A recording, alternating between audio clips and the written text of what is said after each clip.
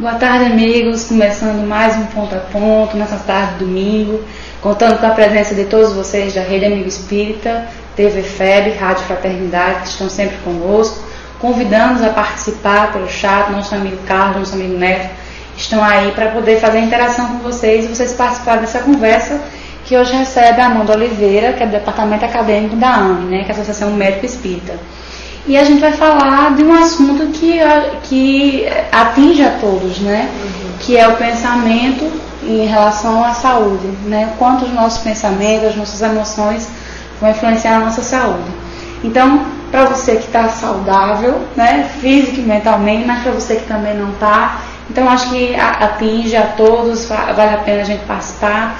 Então, conto com a participação, com as perguntas e as interações de vocês.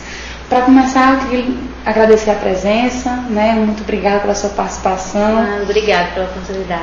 Eu sei que a Tereza fez o convite, né? Foi. E você aceitou de pronto. Para a gente começar a entender sobre esse assunto, eu queria que você nos explicasse até que ponto que a gente pensa durante o dia, essas emoções, esses pensamentos, essas coisas que a gente vai alimentando na mente durante o dia todo, podem influenciar, né, na nossa saúde. Bom, o nosso pensamento, ele influencia em tudo no processo de saúde e doença de cada um. Eu diria até que é ao ponto de ser uma ativação ou uma desativação desses processos. Porque o pensamento, ele funciona da seguinte forma. Ele é originário do fluido vivo. E esse fluido vivo, quando ele é absorvido pela nossa mente, ele adquire as características, os sentimentos e as emoções de cada um e vai ser transmitido para o perispírito. Do perispírito, o corpo mental vai enviar esse pensamento, esses raios de pensamento para o corpo astral. No corpo astral, a gente tem alguns órgãos que são similares aos órgãos físicos e que vão lhe comandar as funções. Então, esse processo do pensamento agir na saúde e na doença é agindo diretamente nesses órgãos, nas células desses órgãos. André Luiz, ele fala na sua obra que o pensamento, a mente é quem comanda esse mini universo que são as nossas células. E que ele funciona assim: se o pensamento está harmonizado, ele vai promover uma harmonia nas células, um funcionamento normal. E se esse pensamento está desorganizado, ele tem um alto poder destrutivo sobre essas células. Então a gente vê assim como o pensamento, desde o fluido vivo, quando ele ainda não tem as nossas características, desde que ele é absorvido pelo corpo, que vai agir lá nas nossas células, ele tem um poder imenso de controlar o funcionamento dessas células. É interessante a gente falar, porque no início eu falei em pensamento, falei em emoções, mas são coisas que estão estritamente ali ligadas, porque não tem como você sentir sem você pensar, né? Exatamente, porque o sentimento, ele compõe o pensamento. O pensamento, ele é composto, ele adquire o sentimento e as emoções de cada pessoa. Por isso que ele é tão individualizado também, porque depende de espírito para espírito. É interessante porque às vezes a gente vê o pensamento como algo que não pode vir a influenciar. A gente tem essa visão muito dissociada. E quando você fala que atinge nas células, aí a gente vem entender o que muitos já descobriram pela medicina, que são as doenças psicossomáticas, e que a gente às vezes acha que é besteira, não. As doenças psicossomáticas, elas são bem comprovadas, que o psiquismo, ele influencia muito na doença e no desencadeamento dessas doenças. Tem muitas doenças que a gente vê, por exemplo, que são o gatilho de ativação delas é o estresse, que vem pelo sentimento. Eu acho que pegando esse gancho, tem um comentário de Emmanuel, que seria a nossa próxima pergunta, que é: o pensamento sombrio adoece o corpo são e agrava os males do corpo enfermo. Que ele fala. Eu queria que você falasse um pouquinho mais sobre isso. Não, essa frase de Emmanuel, ele complementa muito o que eu falei anteriormente, né? Que o pensamento, ele influencia muito. Nos livros de Emmanuel, na obra de Emmanuel também ele fala, tem um dos livros dele que ele fala que o pensamento, a mente humana, quando ela está desorganizada, ela vai promover nas células uma desorganização das defesas da célula. A célula vai ficar, não vai ter um funcionamento normal. E isso vai promover no organismo, naqueles órgãos, uma instalação de micro-organismos patógenos, que são os que vão causar a doença.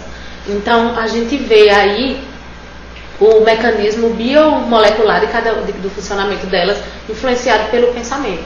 E André Luiz, ele complementa também esse pensamento de Emmanuel, que ele diz que as organelas, os que são responsáveis por essa alteração, essa transmissão do pensamento, dos nossos sentimentos para as nossas células, que são os bióforos, eles são responsáveis por transmitir esse pensamento para o citoplasma.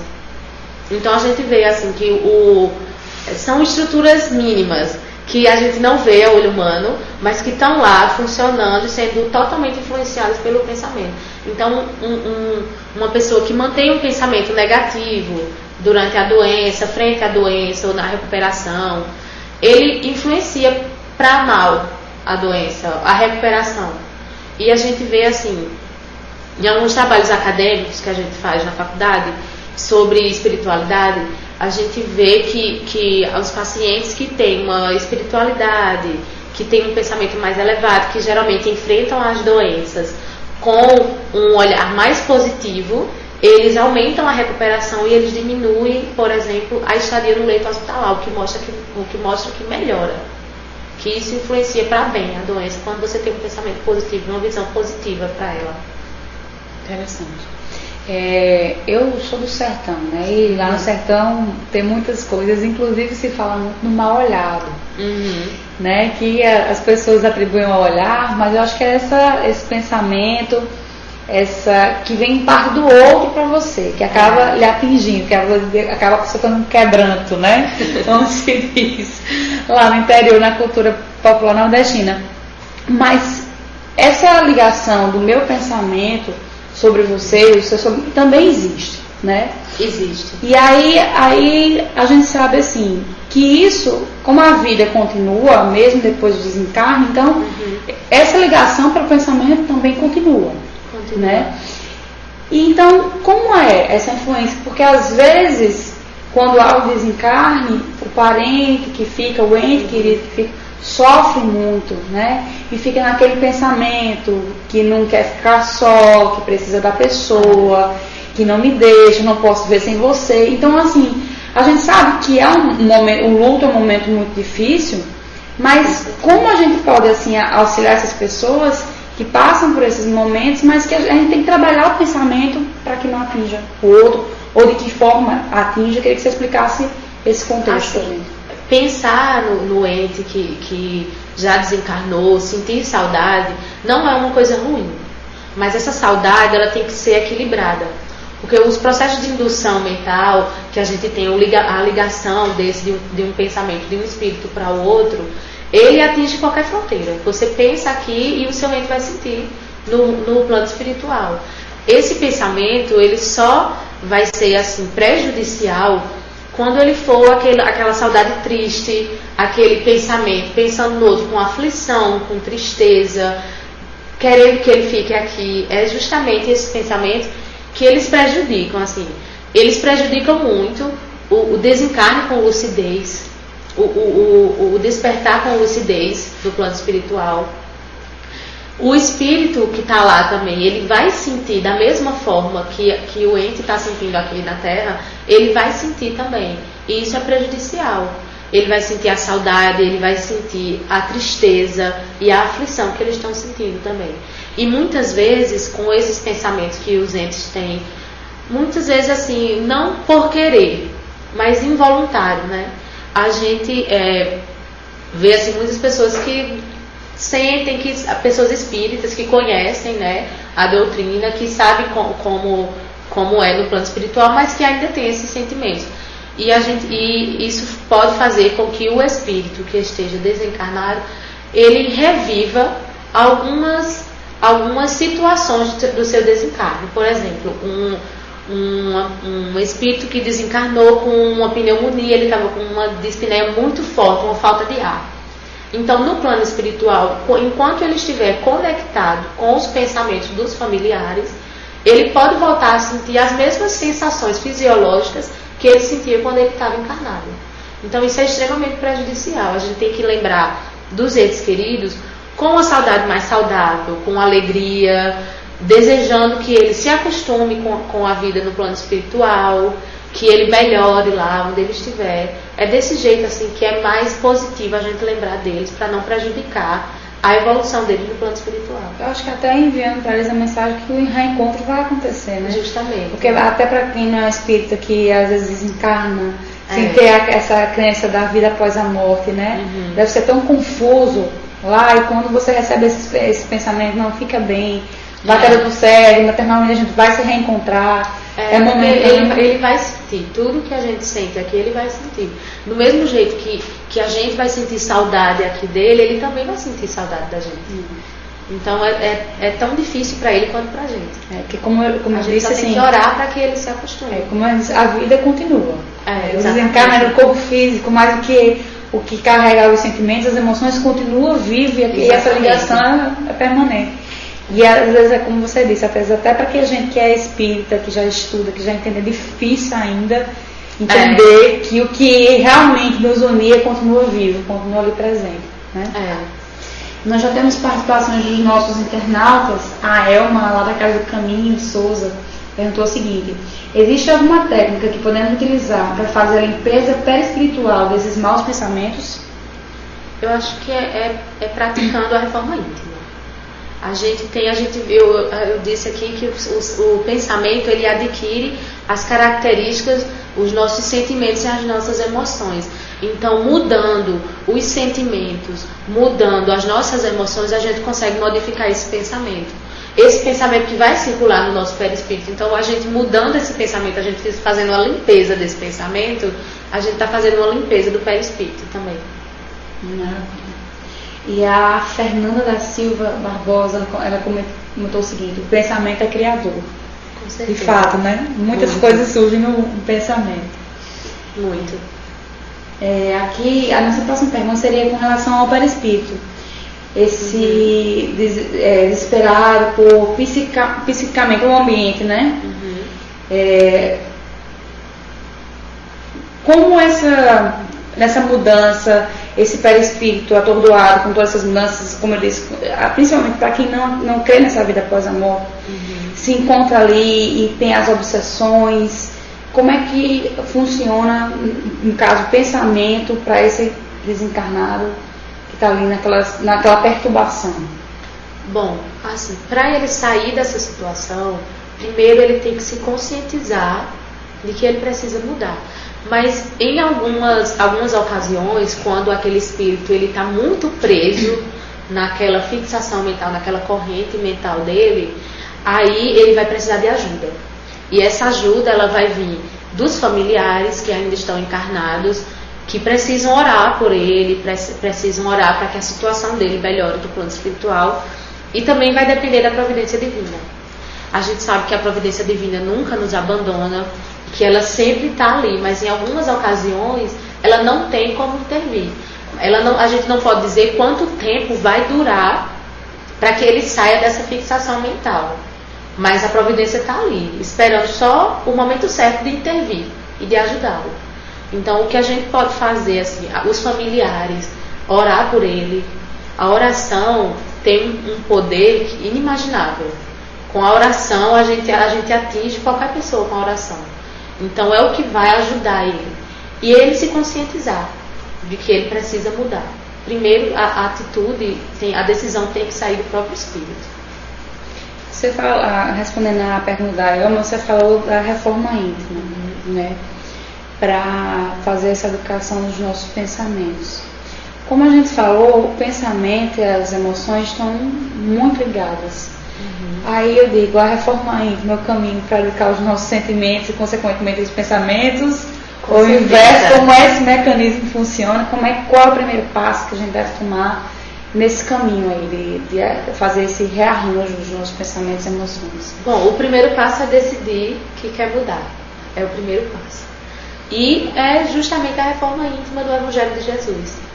É a gente praticar a caridade, a bondade, o amor ao próximo. Com isso a gente vai mudando os sentimentos e vai dando novas características ao nosso pensamento. É desse jeito, é colocando o Evangelho de Jesus em prática. que a gente pratica essa reforma íntima.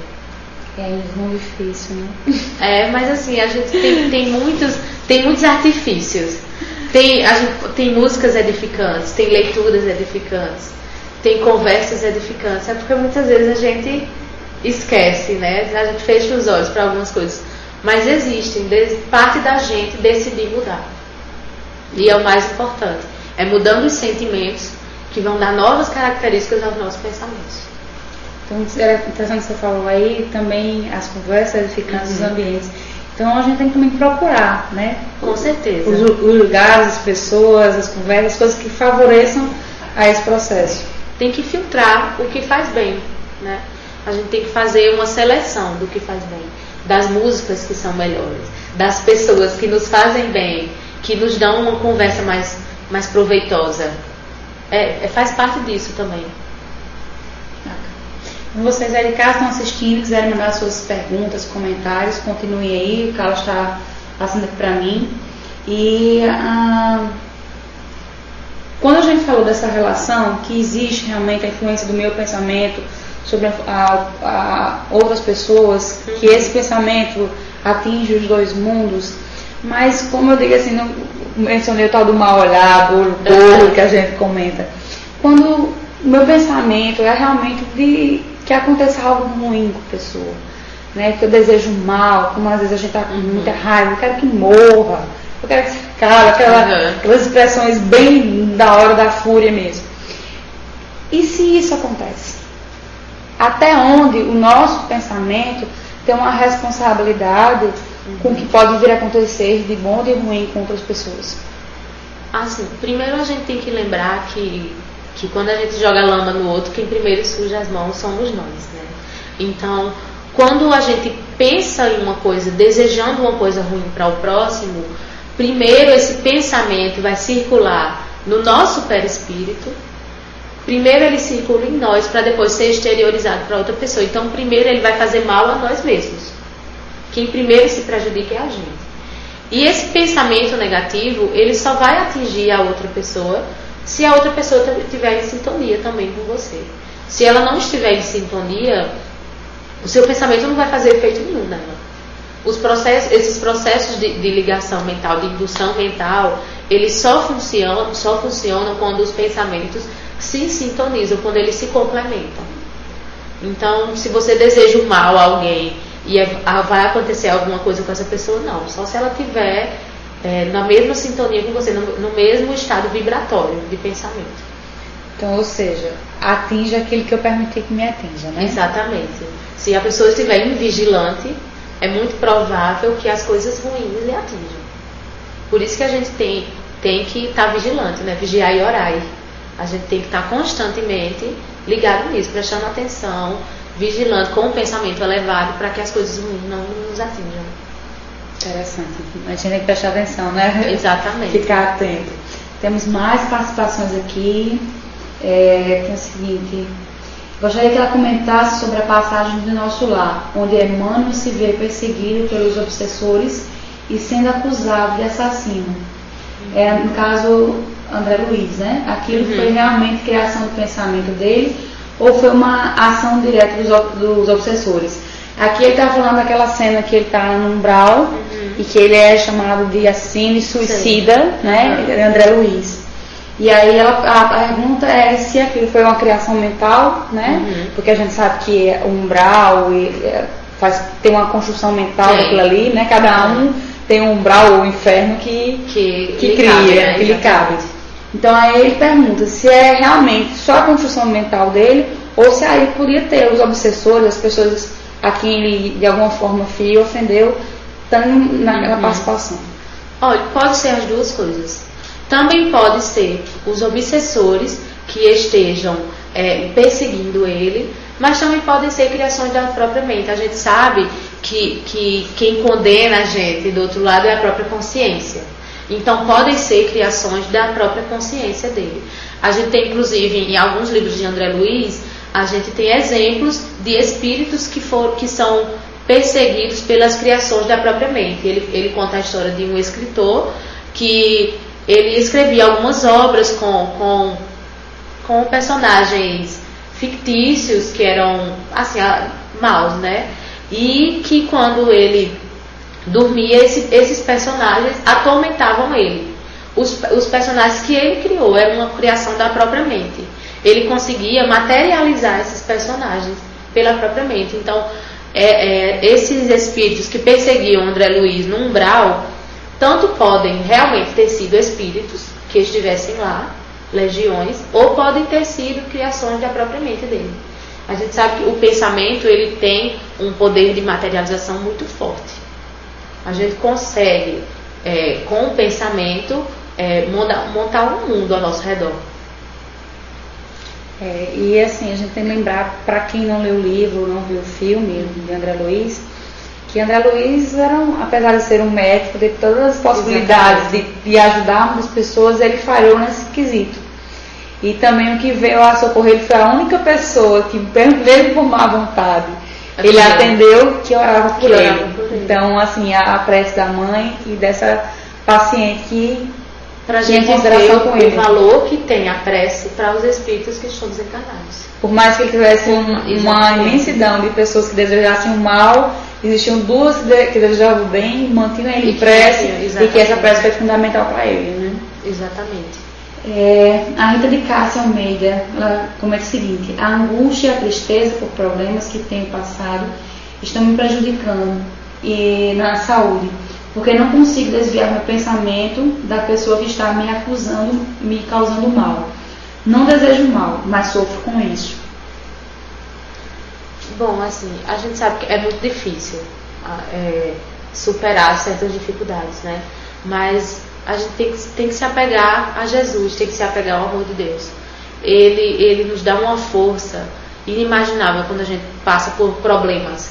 E esse pensamento, assim, essa angústia que prejudica a sua saúde, se você se apegar a religião que seja do seu gosto, não necessariamente a gente não restringir isso para o espiritismo, pode ser o Evangelho de Jesus, o cristão, quando ele se apega a Deus, quando ele confia em Deus, ele tem a fé verdadeira em Deus, ele distrai um pouco esse pensamento, sabe? A gente justamente como eu falei, com a leitura edificante, com as músicas edificantes, vai mudando um pouquinho desse pensamento, vai distraindo um pouco, tirando um pouco dessas ideias de angústia, desses pensamentos de aflição, vai distraindo um pouco. Então, realmente, assim, no início, a gente tem que trabalhar com a distração, usar outras coisas para distrair desse pensamento negativo. Se a gente alimentar também, né, como você falou anteriormente, atinge aquilo que a gente permite. Então, amiga, não permita. E assim, quando a gente baixa essa vibração mental, fica com esses pensamentos negativos, a gente abre ainda mais as portas para outros seres se conectarem ali, entendeu? Então, por isso que a gente tem que ficar de olho assim, não pode dar muita bobeira. Orar e vigiar sempre. O Rogério Gomes do Nascimento colocou o seguinte: se temos pensamentos inferiores, emanamos energias inferiores, de forma que atraímos seres e energias compatíveis com a nossa. Porque Jesus nos recomendou orar e vigiar. Exatamente. A gente tem que manter a vibração mais elevada para não permitir que esses espíritos que nos queiram mal conectem o pensamento na gente. E como é fácil baixar o padrão vibratório? Muito. É muito fácil. Às vezes a gente vem uma semana todinha vigiando e orando e uma situaçãozinha, uma coisinha bota tudo a perder. Por isso que tem que ser persistente. Lembrei agora que outro dia eu recebi no WhatsApp, eu não sei se é defendido, porque todo mundo recebeu. Um áudiozinho em que a pessoa ela começava a fazer uma oração, uma leitura bíblica, e falando sobre a paciência. E ela começava a falar, aí o cachorro começava a latir, o filho começava a chamar, e daqui a pouco ela estava ensinando todo mundo. Então, assim, por mais que a gente saiba dessa necessidade que a gente tem, mas é muito difícil. É muito. Porque a gente vive num mundo muito atribulado, a gente tem pouco tempo, e às vezes a gente liga muito automático. Muito, é verdade. Né? Então a gente esquece de estar concentrado e estar se observando. E às vezes a gente está no trânsito, estressa, principalmente no trânsito, né? O estresse do trânsito é muito perigoso. E aí é como a gente tem que estar realmente observando, se observar. É por isso que quando as pessoas falam da educação dos sentimentos, né? Que a gente sempre tem que estar fazendo. A gente, não, eu já fiz faz um ano, não faz de novo. Faz de novo. Porque essa educação dos sentimentos, quando você fala daqueles sentimentos, que você fala da paciência, que você fala do amor, você fala do perdão, da ira, você começa a se avaliar. Exatamente. Né? E esse sentimento de avaliação, de estar se observando é muito importante. É o autoconhecimento, né? É você saber as suas falhas e buscar reparar. E buscar melhorar. Tudo parte da gente. Temos outra pergunta aqui. Os maus pensamentos prejudicam a gente, mas também quem está à sua volta. Então, atinge também, apesar de eu não emitir esse meu pensamento, né, para outra pessoa, mas quem está ao meu lado, do meu convívio, é atingido também com essa minha vibração? Com certeza. O ambiente, ele tem uma influência muito grande no nosso pensamento, assim como o nosso pensamento também tem uma influência muito grande no pensamento. Como eu disse, o pensamento, ele é formado pelo fluido vivo. E esse fluido vivo, ele é um subproduto do fluido cósmico universal, que é esse fluido no qual nós todos estamos inseridos. Então, da mesma forma que a gente pega as características do ambiente, através do fluido vivo, quando o nosso pensamento adquire os nossos sentimentos e emoções, circula pelo nosso perispírito e é exteriorizado, ele vai influenciar o ambiente. Por isso que a gente tem que se preocupar também no ambiente em que a gente está, né? E a gente influencia ele. Às vezes a gente percebe isso assim, quando você entra num ambiente, você diz, esse ambiente tá pesado, esse ambiente. Aí você vê as pessoas assim, esse ambiente tá pesado, pessoas negativas. E você entra num lugar e só tem gente alegre, só tem gente feliz, você diz, esse ambiente aqui tá leve. Então assim, a gente percebe que influencia muito. Às vezes as pessoas até recriminam um pouco, porque quando a gente começa a estudar um pouco, você vê que não dá mais para você frequentar todos os lugares. Você realmente tem que fazer esse filtro. Aí as pessoas, não, porque agora você virou santa, né? Tem esse curso, mas não é, porque você, a partir desse momento que você começa a se observar, você começa a identificar as coisas que lhe atingem negativamente, né? Exatamente. E aí você começa a filtrar, limpar. Porque eu acho que todos nós queremos realmente atingir esse grau de autoconhecimento, porque se a gente não se conhecer, a gente não tem como a gente evoluir. Exatamente, né? É verdade. Temos mais um comentário aqui, que é do Valtinho, também lá da Casa do Caminho, Souza. Ele colocou o seguinte: quem conhece os 4 sermões de Jesus e os coloca em prática estará envolvido em assessoramento de luz. Então, quem não conhece, procurar conhecer. Procurar, exatamente. A questão seguinte que eu queria ver com você, a gente falou das doenças psicossomáticas, e a gente vê que é um número crescente, né? E a gente, no caso, muito se fala em depressão, a gente já teve até aqui, recebeu o Islã falando sobre depressão, né? Que é conhecido como mal do século, mas se atribui também a essas emoções outras doenças, né?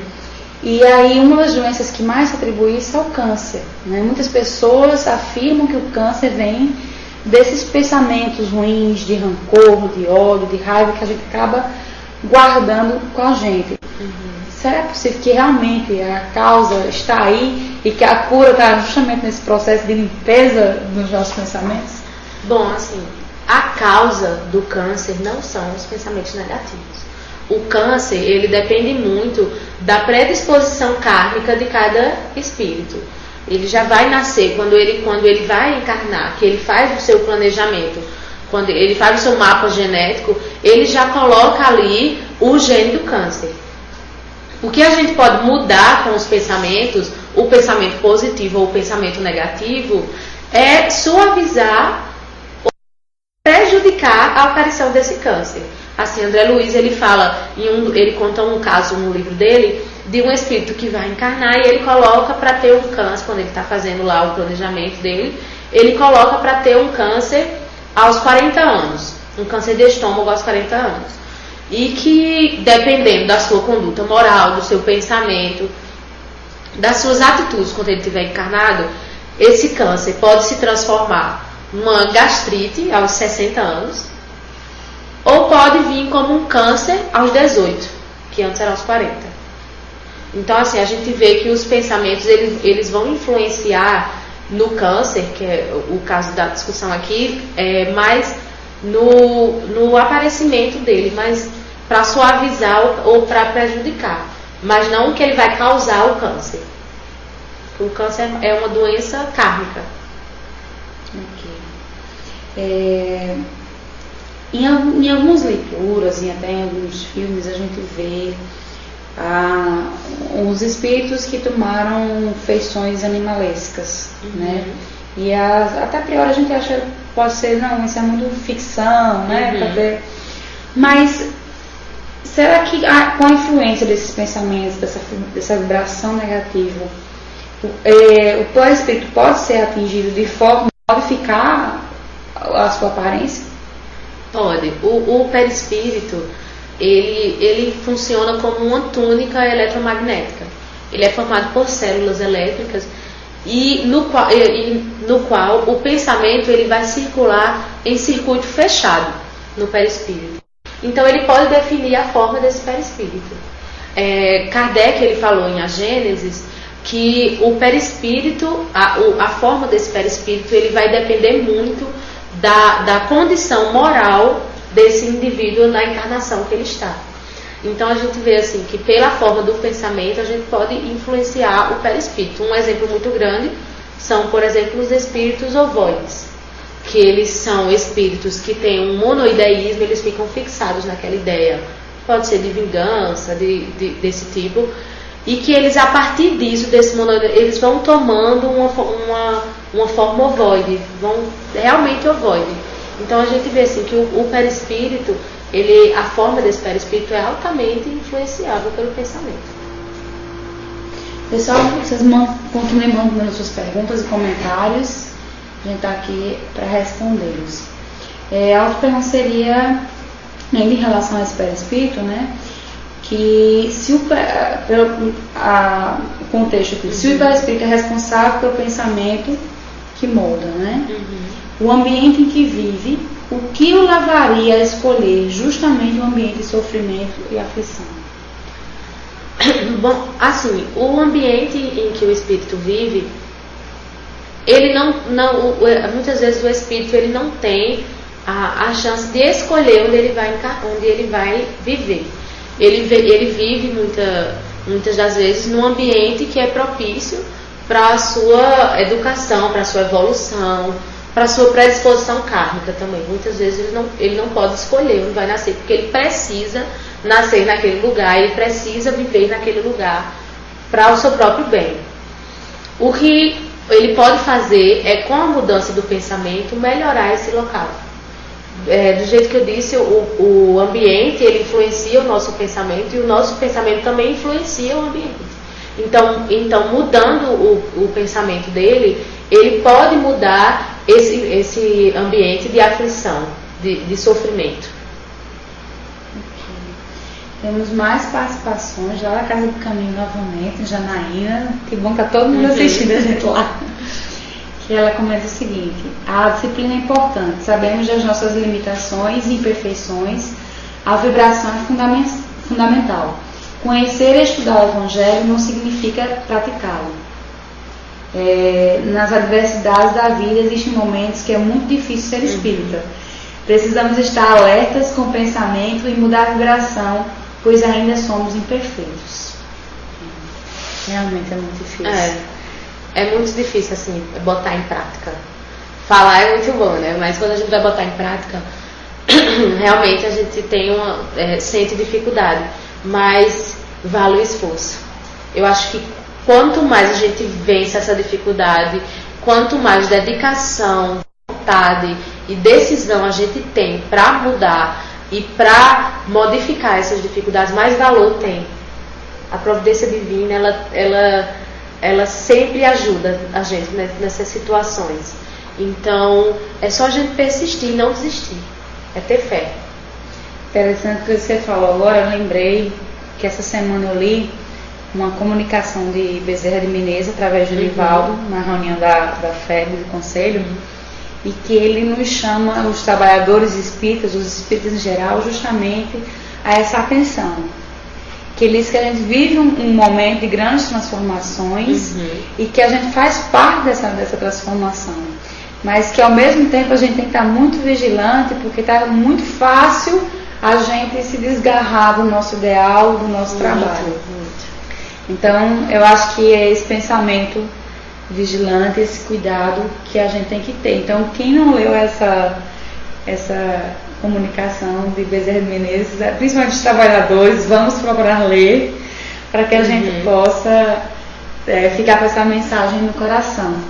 Porque realmente... a gente tem que perceber que essa é a nossa chance.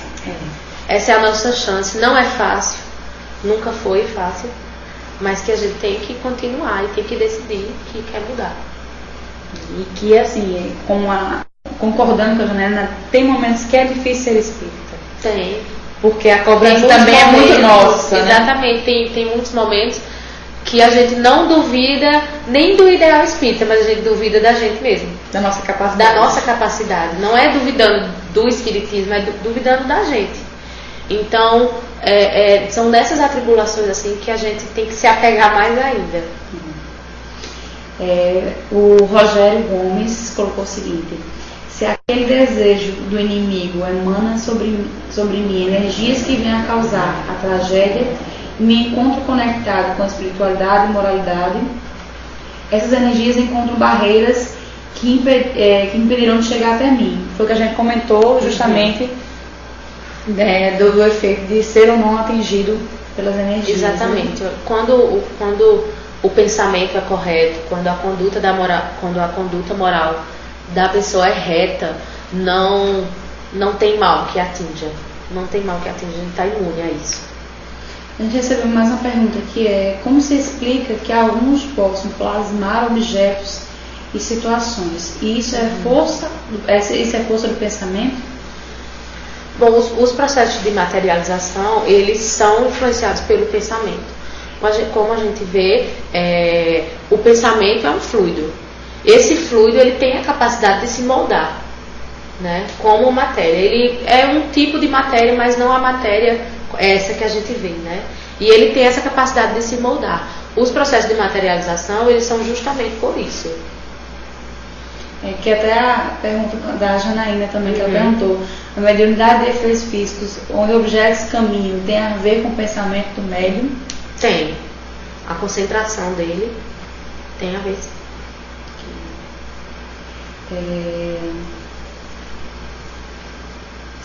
A Janaína colocou o seguinte: mas temos o livre-arbítrio nas inquietudes do trabalho, nas adversidades do ciclo familiar.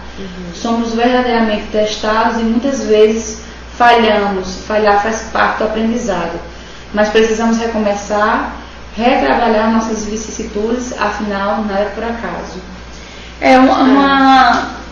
A nossa caminhada é uma caminhada contínua, longa, né? Mas eu acho que o tema de hoje está muito ligado não só ao pensamento, não só à saúde, mas eu digo a saúde espiritual, principalmente, porque se a gente não tiver saúde espiritual, a gente não consegue dar esse espaço nessa caminhada. É o que a gente discute muito, assim, quando está falando desses processos de saúde, doença influenciados pelo pensamento, que a gente fala muito assim, que o segredo medicamentoso está na alma.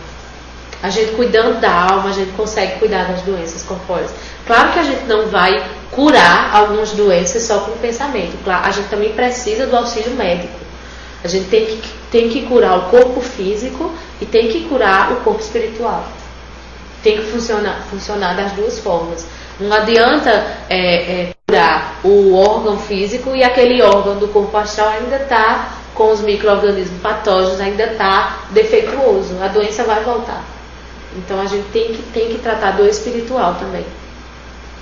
Essa semana, no nosso Evangelho lá, a gente recebeu a Yara Machado para falar sobre a fé. E a fé está justamente nesse pensamento, nesse sentimento, né? Porque a gente não tem como dizer onde se encontra a fé. Né? E ela falou da questão da mulher que tocou as vestes de Jesus e ele disse que saiu talentos dele, né? E que a fé dela a curou. Então, tá nesse pensamento. Então, esse pensamento, essa fé que vai nos curar física e espiritualmente. Os talentos que Jesus fala são justamente o fluido vital que sai dele, né? E cura a mulher que tocou lá as vestes de Jesus. E é justamente assim, a gente vê que o poder desses fluidos, o pensamento é um desses fluidos. Né?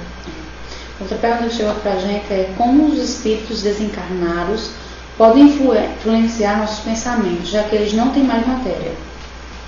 Bom, o pensamento, ele é um tipo de matéria, mas não é essa como é a gente. Ele não tem a matéria física, mas o pensamento dele também influencia.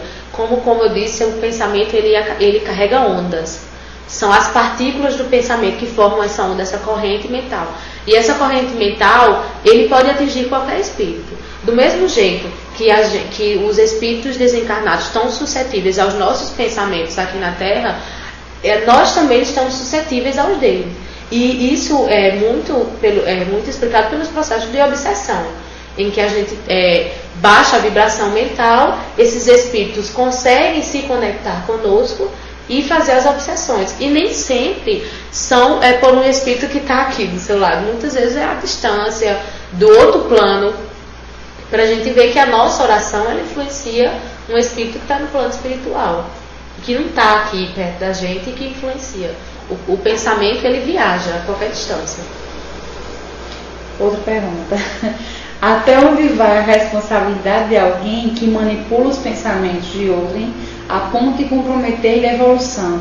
Eu acho que isso se aplica muito ao caso dos suicidas que cometem suicídio devido a obsessões, né? Assim, a gente viu que não tem como você influenciar o pensamento de outra pessoa se a outra pessoa não estiver sintonizada com você. Então, você não tem uma responsabilidade completa, porque aquela pessoa também estava sintonizada com você, entendeu? Nos processos de suicídio, muitos são por obsessões. A gente vê que em alguns pontos do suicídio, quando já está para acontecer, muitas vezes o espírito não tem nem mais consciência de onde ele está, não tem nem mais consciência do que está acontecendo com ele. São pelos processos de indução. Eles verdadeiramente aprisionam o pensamento desses espíritos para não deixar que fujam do seu controle, né? Então, os processos de suicídio muitas vezes são por isso. É realmente por influência de obsessões no pensamento deles. Mas aí a gente também abre as portas e aí está na nossa responsabilidade. Exatamente. Também, né? Ele tem a responsabilidade dele, a gente tem a nossa. A Rita de Cássia Almeida coloca o seguinte: tenho tentado lutar sozinha contra a tristeza e a depressão, mas não estou conseguindo. Devo procurar ajuda médica? Não quero me tornar dependente de medicamentos, mas só não estou conseguindo. O que fazer? Bom, você tem que procurar ajuda. Que venha do médico, que venha da sua religião, que venha de amigos, de familiares. Mas se a gente não está conseguindo melhorar sozinhos, a gente não tem que ter vergonha, tem que pedir ajuda. A ajuda médica é muito importante porque ele lhe vê de uma visão integral, né? Ele vai cuidar. O medicamento, quando a gente vê assim, muita gente tem o medo de tomar o medicamento, mas ele não é uma coisa ruim. Ele vem para ajudar, vem para adicionar. Então você pode procurar um médico para tomar os remédios, para lhe ajudar. Pode procurar os familiares, procurar leituras edificantes, procurar a casa espírita, a igreja, o templo, qualquer religião que lhe faça melhor, que lhe faça voltar a ter os pensamentos bons, a ter aquela convivência boa. Realmente a depressão é uma doença difícil, né? Muito. E realmente sozinho não dá. Então, a depressão é muito difícil porque ela é constante, é uma luta diária. A depressão é uma luta diária. Você não tinha depressão, você tem depressão. É constante. Então é uma luta diária, realmente precisa de ajuda. É muito, muito difícil uma pessoa sair de uma crise depressiva sozinha. Precisa de ajuda, precisa muito de compreensão das pessoas que convivem com uma pessoa que está triste, que tem, muitas vezes nem a depressão, mas tem um comportamento depressivo. Então precisa muito de compreensão e de ajuda. A nossa amiga Rita de Cássia, que ela fala que tem medo de ficar dependente dos medicamentos.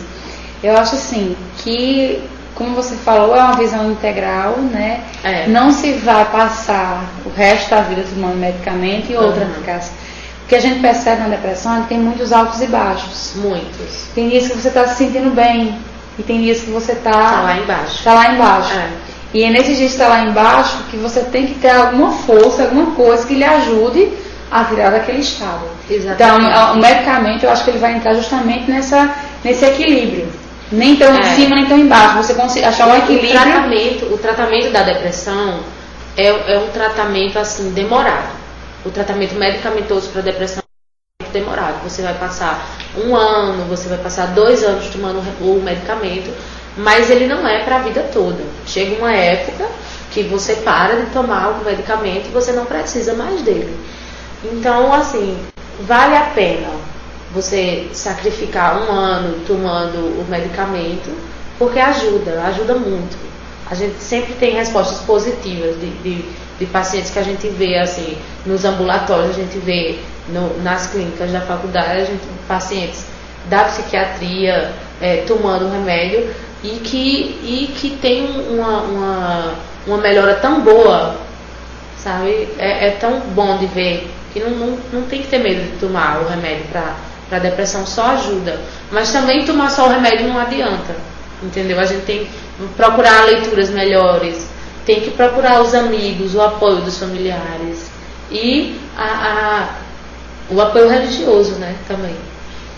Eu acho que quando você fala assim, procurar amigos, a gente, nessa evolução das cidades, né, da violência, a gente perdeu uma coisa que era tão gostosa, que era colocar a cadeira na calçada e conversar com os vizinhos. Jogar a conversa fora, cada um falar o que estava ali afligindo, o que estava acontecendo, o que estava ali preocupando. Hoje a gente não tem mais esse tempo para colocar a cadeira, e às vezes mesmo quando tem não pode, né, porque a violência não deixa. E a gente acaba, assim, você não conhece seu vizinho mais, você mal vê seus amigos, a gente não conversa. E acaba justamente a gente internalizando esses sentimentos, as expressões, a gente não conversa. Porque às vezes na conversa você vê uma opinião diferente, você reflete naquilo ali, tudo aquilo lhe ajuda. Então eu acho que realmente a gente tem que procurar mudar os nossos hábitos, buscar essa nova forma. Já que a vida mudou, a gente tem que se adaptar. Exatamente. É como se diz, não vai ser o vencedor aquele que for o mais forte, né, dentre os seres, vai ser aquele que melhor se adaptar. Exatamente. A vida é uma constante adaptação. É uma constante adaptação, é uma luta diária.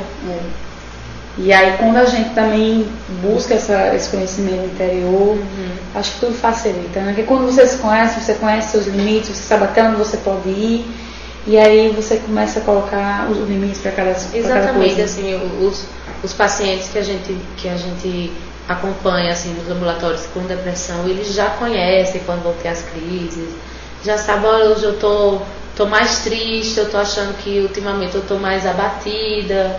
Então é nesse momento assim que você já deve procurar ajuda de novo, já deve começar a ficar mais vigilante para não cair de novo na crise depressiva. Temos mais participações aqui. A Fernanda Silva Barbosa colocou o seguinte: já tomei remédio para depressão. Parei sozinha e cheguei à conclusão que era uma questão de postura minha, de tentar ser feliz. Mas o remédio ajudou, né? Até ela chegar a esse ajudou. A gente não pode dizer que o medicamento não é necessário, né? Deus permitiu aos homens a inteligência para criar soluções, e os remédios estão nesse contexto. Não adianta a gente fazer só tratamento espiritual e achar que o medicamento não precisa. Precisa. O medicamento ele adiciona muito. Assim como a terapia complementar, a terapia espiritual, ele ajuda, o medicamento também ajuda.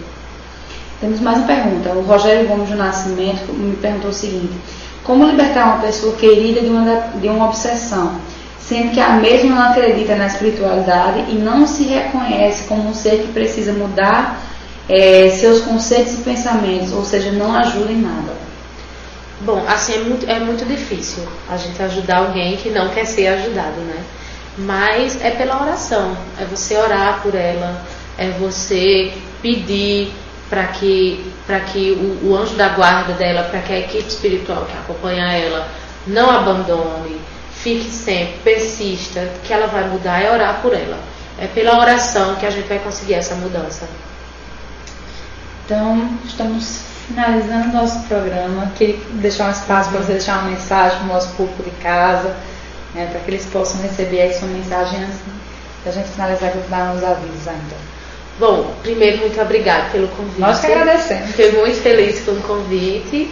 A AME, a gente trabalha muito nessa divulgação da doutrina espírita, da ciência e da espiritualidade, do processo de saúde e doença, da espiritualidade. Para a gente é muito importante estar falando disso, para as pessoas escutarem.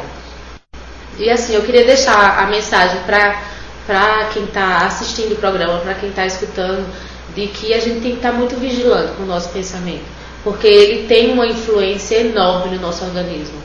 Então, acho que quando a gente está mais feliz, quando a gente está com aquele pensamento reto, é muito mais difícil a gente deixar o nosso organismo propenso para as doenças, sabe? A gente tem que acreditar muito, tem que estar muito firme nesse conceito de que o pensamento ele influencia muito a nossa saúde e ele é decisivo na recuperação das doenças. Porque eu não estou dizendo que se você tiver um pensamento elevado você não vai ter doença nunca.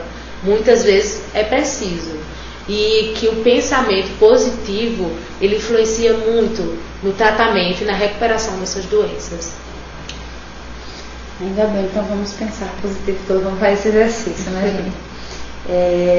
Na semana que vem a gente continua nessa linha de pensamento. A gente vai receber o médico espírita Marcos Sodré e vai falar como e por que nós adoecemos. Que aí a gente vai linkar aqui esses assuntos.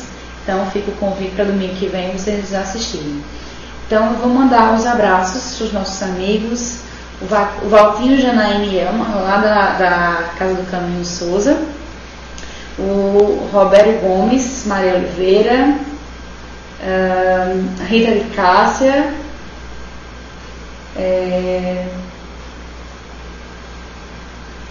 a Tatiana Lourenço, né? Aí a Rita de Cássia deixou uma mensagem pra gente, não é isso? Que ela colocou que agradece pela ajuda e abraços a Amanda e a todos que estão empenhados no programa. Nós que agradecemos, querido. Eu sempre digo que esse programa ele surgiu de uma necessidade no nosso público, são vocês que nos assistem todos os domingos, e de responder alguns questionamentos, de trazer algumas questões que às vezes a gente não tem tanto acesso. Então, nossa obrigação aqui é isso, trazer mais informação para vocês, e é claro que sempre que vocês precisarem a gente vai tentar responder. Então, caso vocês tenham alguma necessidade de discutir algum tema, algum assunto, é só sugerir aí que a gente vai buscar alguém apropriado para conversar com vocês. Então, fiquem com o nosso abraço, nosso beijo, desejo de uma ótima semana, e não esqueçam, 3 e 4 de janeiro, Divaldo Pereira Franco, aqui em João Pessoa, com palestra e seminário Vivendo com Jesus. Garanta sua vaga, entre no site da Federação Espírita Paraibana, faça sua inscrição e não perca esse evento que é maravilhoso. Então, um grande abraço a vocês, uma semana de muita paz e luz, e até domingo que vem.